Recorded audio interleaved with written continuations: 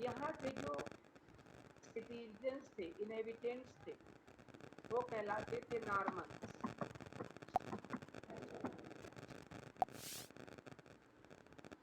ये जो नॉर्मन्स थे, इन्होंने क्या काम किया था? दे अटैक्ड इंग्लैंड।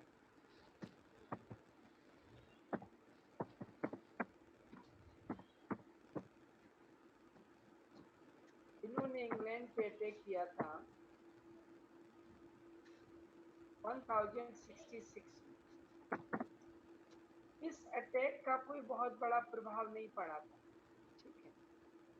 लेकिन क्या हुआ था कि ये जो नॉर्मन्स थे, ये इंग्लिश लोगों के साथ मिक्सअप हो गए।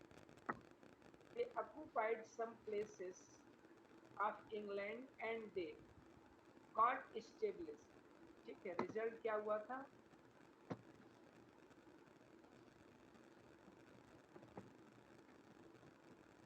The result was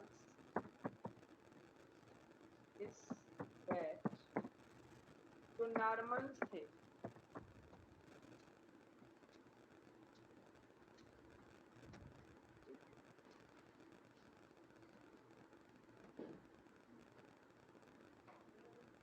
the Normans got mixed with English people.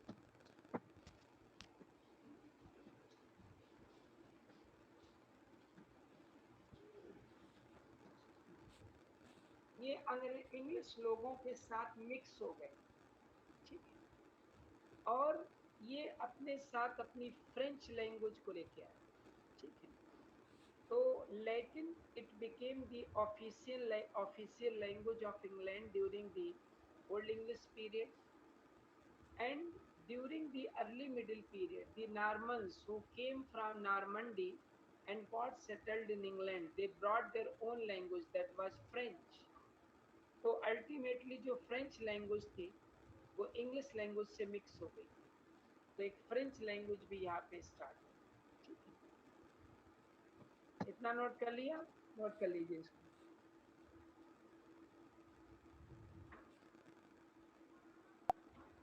Period में पोएट्री कैसी लिखी गई थी?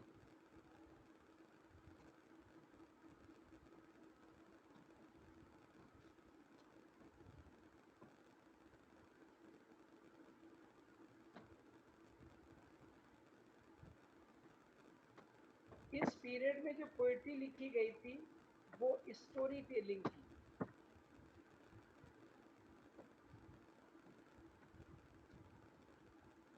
इसमें कहानियां सुनाई जाती और रिलीजियस वर्स लिखे गए,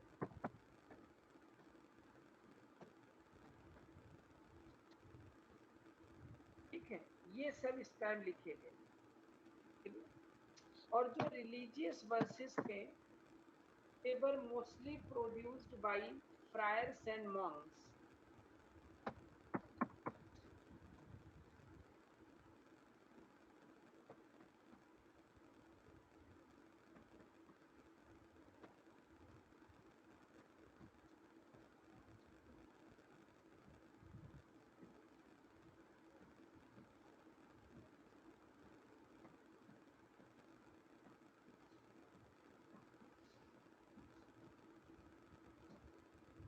ये जो रिलीजियस वर्सेस थे इस पीरियड में, ये प्रोड्यूस किए गए थे फ्रायर, जो फकीर टाइप के लोग होते थे, मॉन्क्स होते थे। ये वो फकीर मॉन्क थे जो नॉर्मन्स के साथ इंग्लैंड में आ गए, ये ध्यान रखिए।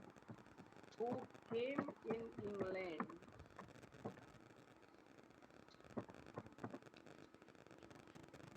With Normans.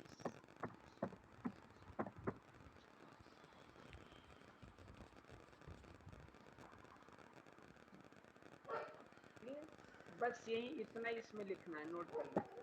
फिर आगे इस पीरियड है हमारा मिडिल इंग्लिश पीरियड। वो अर्ली था, मिडिल।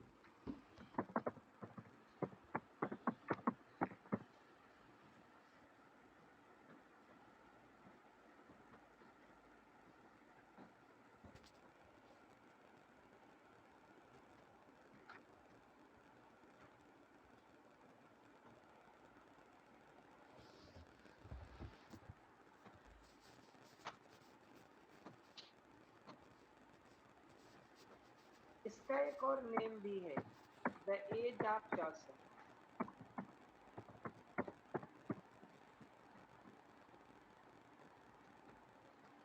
ये एज ऑफ चॉसर भी कहते हैं। Why it is called age of Chaucer? Because Chaucer was the main poet of this period. Chaucer इस पीरियड के मेन कवि थे, मेन पोएट। देखिए, चॉसर को फादर ऑफ इंग्लिश पोएट्री बोलते हैं, आप जानते होंगे।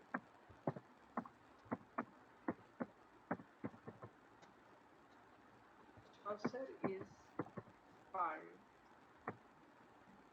the father of English poetry.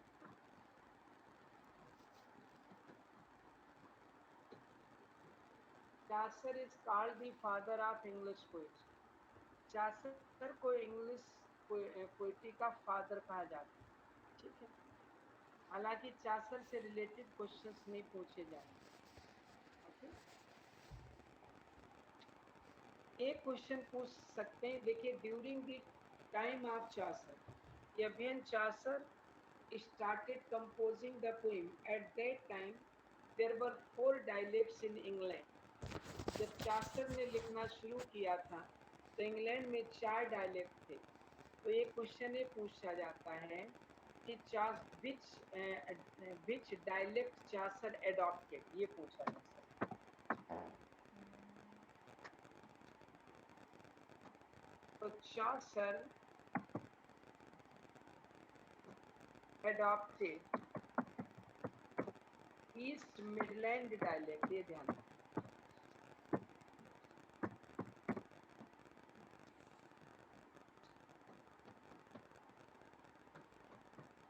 East Midland dialect, ठीक है। बाकी इस पीरियड के कुछ कंटेम्परेरी इनके पोइट भी थे, चासर के समकालीन थे। वो कंटेम्परेरी कौन है, एक दो वो नोट कर सकते हैं। एक थे विलियम लैंगलैंड,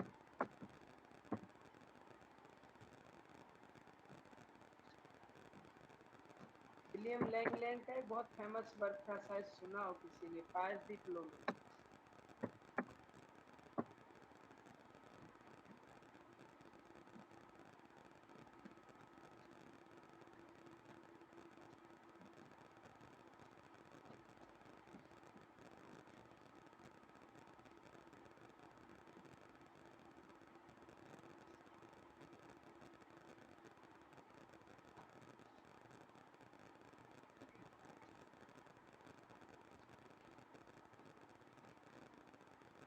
ये कंटेम्परेरी है, बाकी इसमें कुछ नहीं है।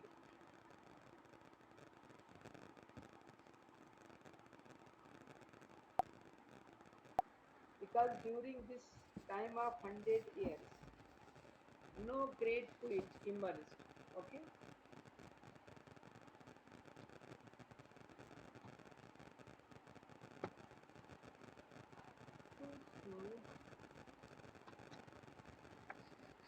ये हमारा है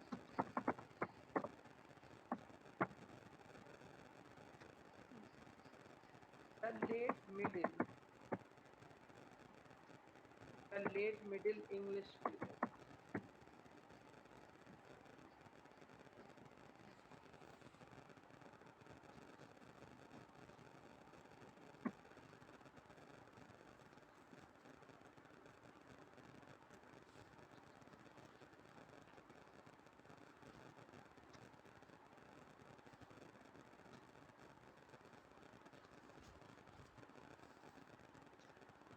ये 100 ईयर का जो पीरियड है, ये हमारा जो है चासर की डेथ के बाद, क्योंकि चासर ही डाइड इन 1400 में चासर की डेथ हो गई।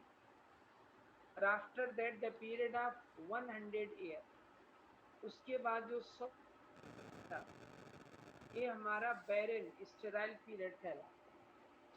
इसको ऐसे आप देखेंगे,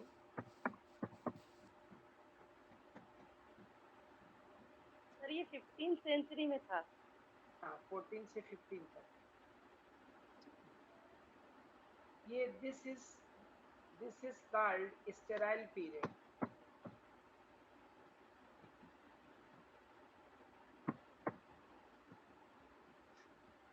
क्यों? Because no great poet or writer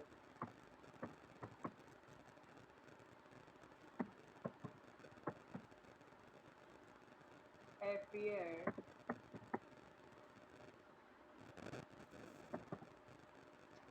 in this period. Okay, and no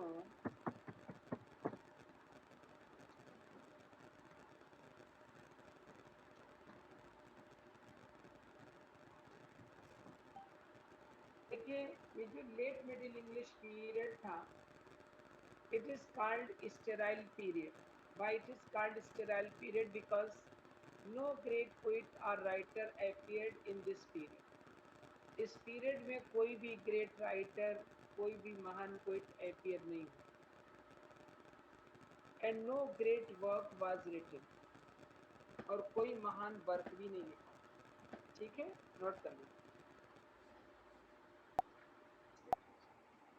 English literature की गोल्डन एज है, सबसे अच्छा।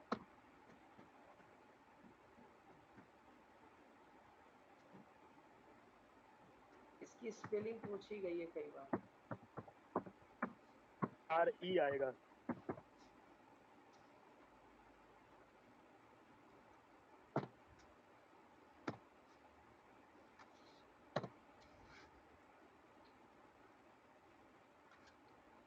सर इसकी स्पेलिंग यही तो है, RENAIS। अभी हम करेक्ट लिख दे रहे हैं, RENAISSANCE, और इसका सही प्रोनाउंसिएशन है रेनेसेंस। हालांकि कुछ लोग इसको रिनांशा बोलते हैं, पता नहीं क्या क्या पढ़ते हैं टीचर्स, लेकिन रेनेसेंस एग्जैक्ट इसका है।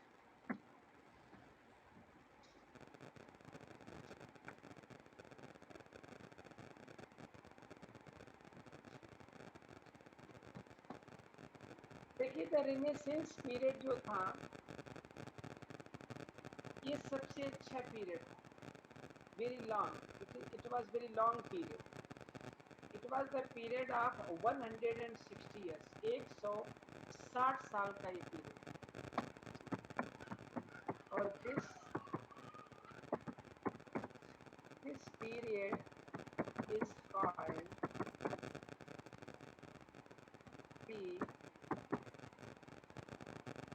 the golden age of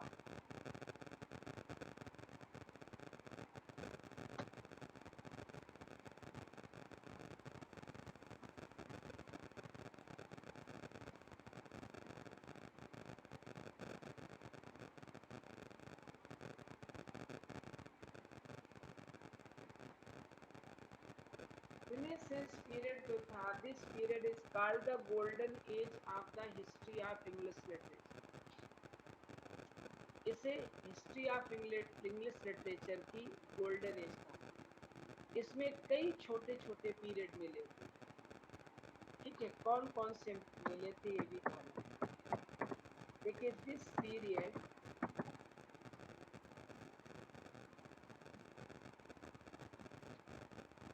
comprises, एक तो उसमें एलिजाबेथन एज थी। डबल पी बनेगी, एक पी बनेगी? सिंगल।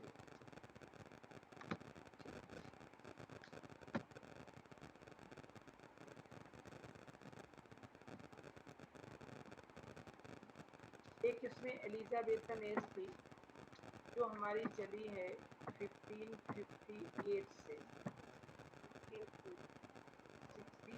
1603।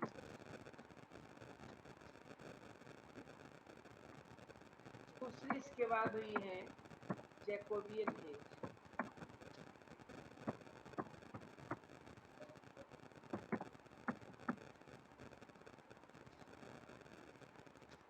ये हमारी स्टार्ट हुई है 1603 से 1625।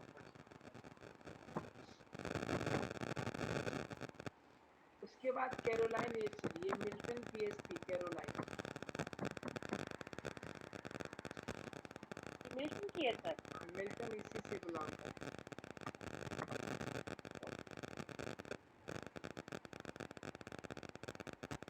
और इसका डेट थी 1625 से 1649।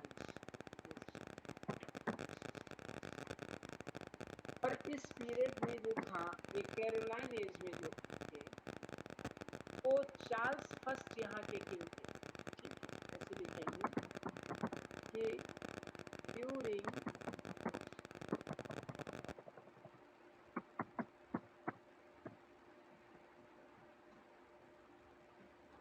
ड्यूरिंग दिस टाइम, इस समय जो थे वो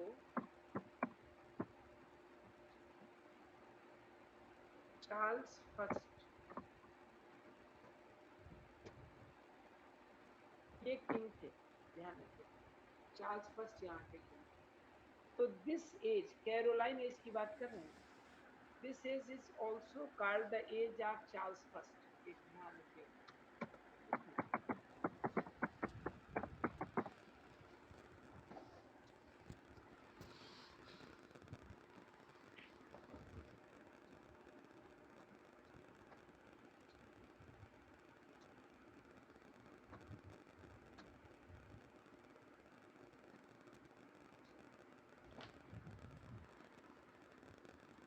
ठीक है, ये इसको चार्ल्स फर्स्ट की भी एज कहते हैं। क्लियर हो गया? फिर लास्ट इसमें हमारा आता है द कॉमनवेल्थ पीरियड।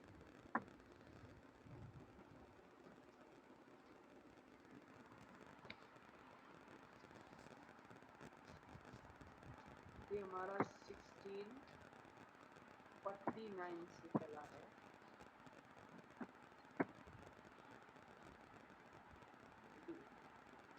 ये पूरी हमारी रेनेसेंस पीरियड का ही नोट कर।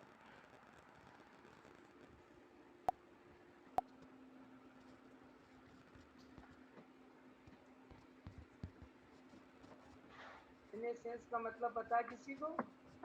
Revival of learning.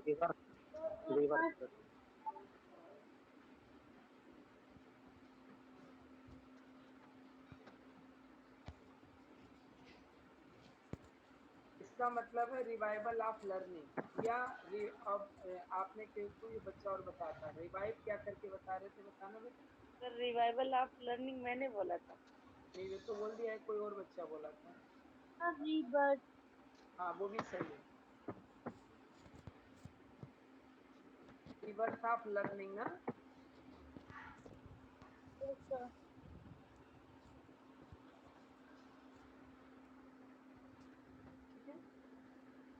अब एक प्रॉब्लम, एक क्वेश्चन हमारे दिमाग में ये आता है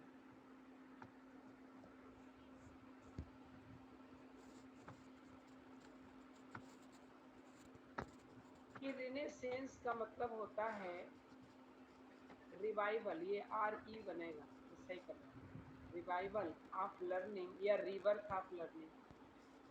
तो कौन सी लर्निंग का इसमें रिवाइवल हुआ था, कौन सी एज की लर्निंग का इसमें जो था दोबारा से लर्निंग। रिबर्थ का मतलब अगेन बर्थ होना। तो ऑलरेडी जो चीज इसमें बर्थ हुई है तो पहले उसका कहीं बर्थ हो चुका होगा, तो वो किस एज की लर्निंग थी जिसको इसमें रिवाइव किया, पता आप लोगों को? क्लासिकल। क्लासिकल। अरे नहीं बेटा, क्लासिकल का पता किसी को? Middle age,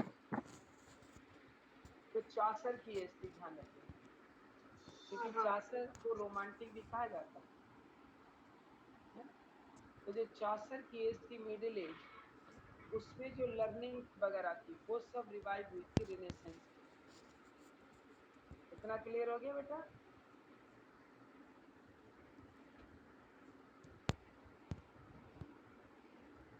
yes sir. हाँ, अब इसमें एक क्वेश्चन और पूछा जाता है, ये नोट को लफ्ज से हटा दें।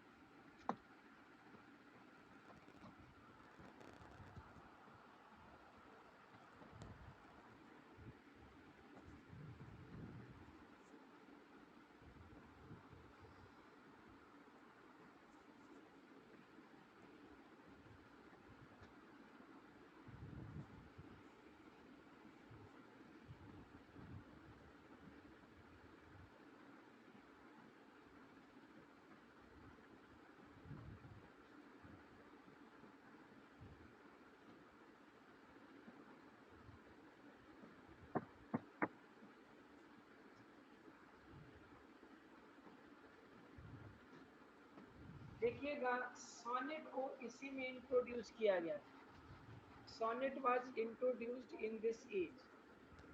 किसने सोनेट इंट्रोड्यूस किया था आपको बता दें। अगर दोनों नाम दे तो दोनों दे दें और एक दिया जाए तो आपको ये लगाना टॉमस पार्कर। ठीक है, अर्लाप सरे ने इस सोनेट में कुछ इम्प्रूवमेंट किए थे और इनका सोनेट इंग्लिश सोनेट कहलाया। इसी को शेक्सपियर ने अडॉप्ट किया था। तो अगर केवल एक नाम पूछा जाए तो टॉमस पार्कर। इसी पीरियड में अर्लाप सरे ने जो था ब्लैंक वर्स को इंट्रोड्यूस किया।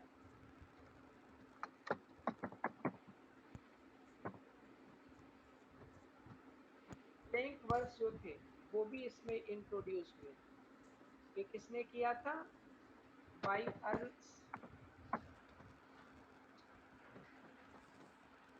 अर्ल ऑफ सरे।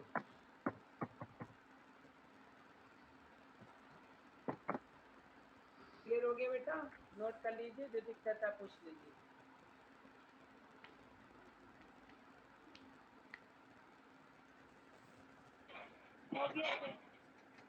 ठीक है, इस पीरियड के कुछ फेमस, बहुत फेमस राइटर हुए, वो भी समझ। देखो शेक्सपियर इसी के हुए, हालांकि वो एलिजाबेथन पीरियड के हैं, लेकिन आता इसी में। शेक्सपियर इस पीरियड के हैं।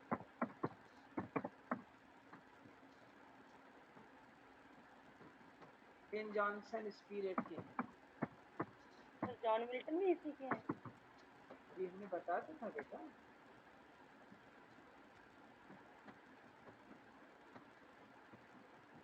मिल्टन इसी की, ये सब फेमस राइटर। और बेकन भी इसी के, फ्रांसिस बेकन।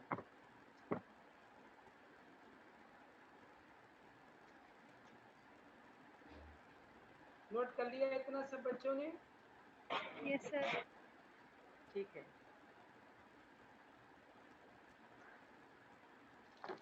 अब देखिए थोड़ा हम लोग डिस्कस करते हैं इसमें। ये अच्छी एज है, इस पे हमें डिस्कस करना चाहिए। बोर्ड अब हम हटा रहे हैं, फेस टू फेस।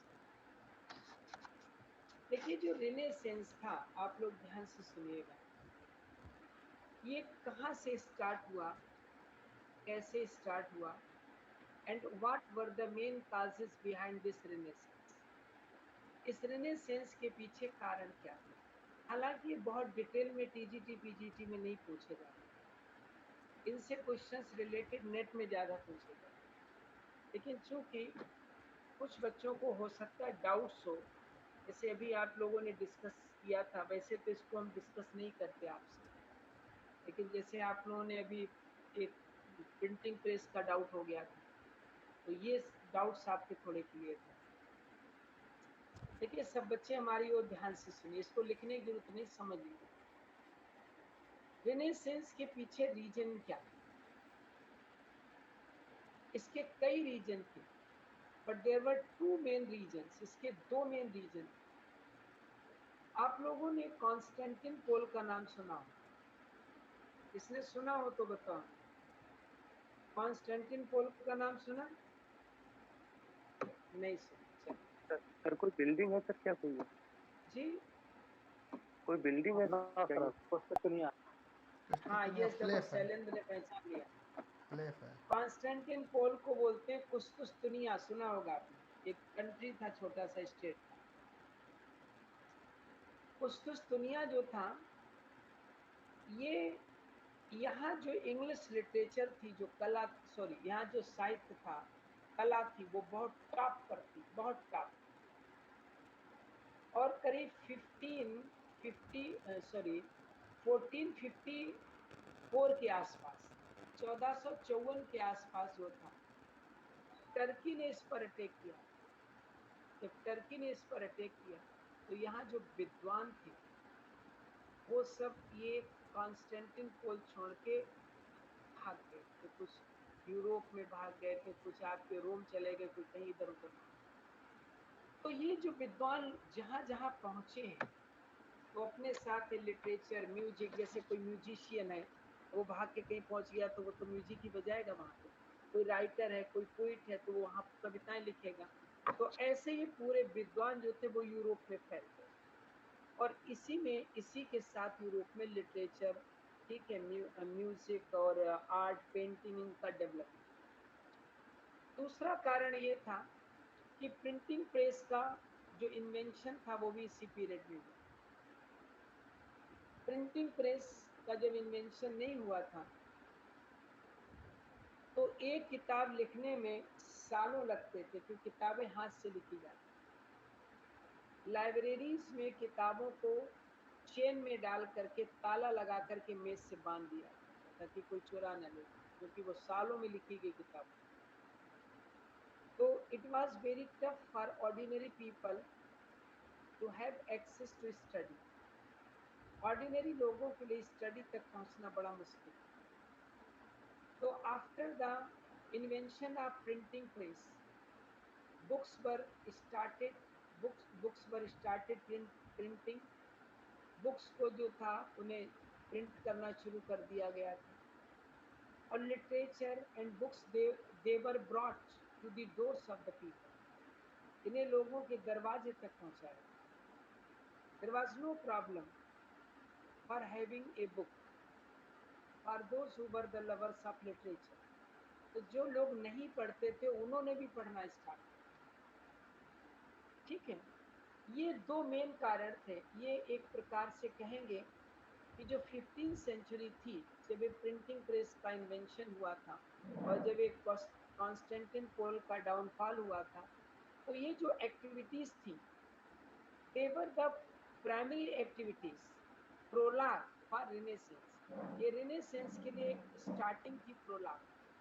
लेकिन उस 15th सेंचुरी तक रिनेसेंस स्टार्ट नहीं हो पाया था, क्योंकि कोई पीरियड जो होता है वो ऐसा नहीं कि फिल्म एकदम स्टार्ट हो गई कि आज एकदम से शुरू हो गया, ऐसा नहीं होता। उसकी बैकग्राउंड पहले काफी दिनों से 2 साल 10 साल 20 साल बनती, फिर वो पीरियड स्टार्ट। तो ये इस जो बैरन स्टेराइल पीरियड था उसमें इसकी पूरी बैकग्राउंड बनी थी, और तब जाकर के रिनेसेंस पीरियड स्टार्ट। अब क्लियर हो गया बेटा सब बच्चों? Yes sir. ठीक है, अब तो नहीं कोई डाउट? सर चलिए, अब देखिए आज आपको हम यहीं तक रखते हैं।